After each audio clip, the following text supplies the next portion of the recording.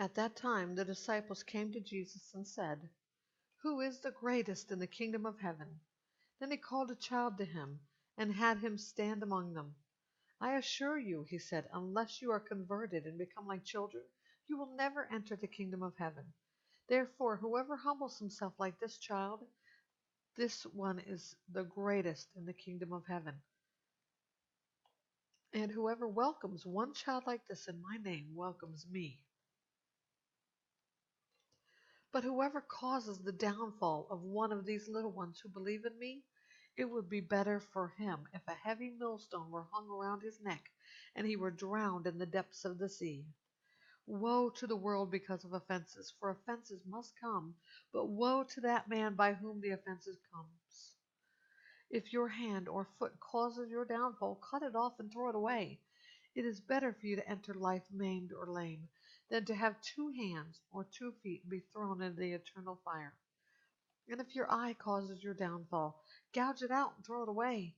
It is better for you to enter life with 1 eye rather than to have 2 eyes and be thrown into hellfire.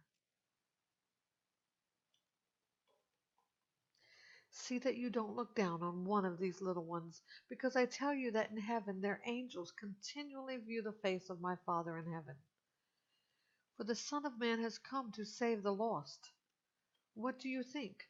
If a man has 100 sheep and one of them goes astray, he won't leave the 99 on a hillside and go and search for the stray?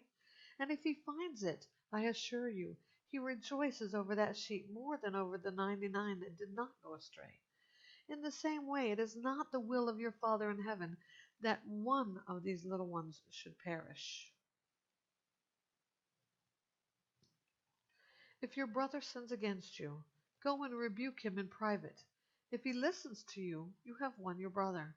But if you won't listen, take 1 or 2 more with you, so that by the testimony of 2 or 3 witnesses every fact may be established. If he pays no attention to them, tell the church. But if he doesn't pay attention even to the church, let him be like an unbeliever and a tax collector to you.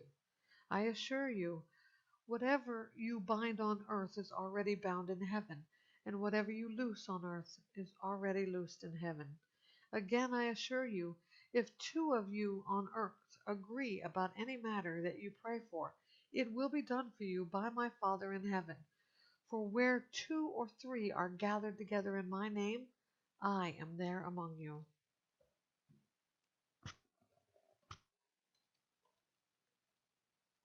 Then Peter came to him and said, Lord, how many times could my brother sin against me and I forgive him? As many as 7 times? I tell you, not as many as 7. Jesus said to him, but 70 times 7. For this reason the kingdom of heaven can be compared to a king who wanted to settle accounts with his slaves. When he began to settle accounts, one who owed him 10,000 talents was brought before him. Since he had no way to pay it back, his master commanded that he, his wife, his children, and everything he had be sold to pay the debt. At this the slave fell down face down before him and said, Be patient with me, and I will pay you everything.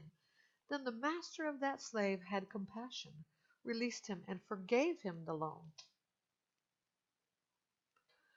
But that slave went out and found one of his fellow slaves, who owed him 100 denarii. He grabbed him, started choking him, and said, Pay what you owe. At this the fellow slave fell down and began begging him, Be patient with me, and I will pay you back. But he wasn't willing. On the contrary, he went and threw him into prison until he could pay what was owed. When the other slaves saw what had taken place, they were deeply distressed and went and reported to their master everything that had happened. Then, after he had summoned him, his master said to him, You wicked slave! I forgave you all that debt because you begged me.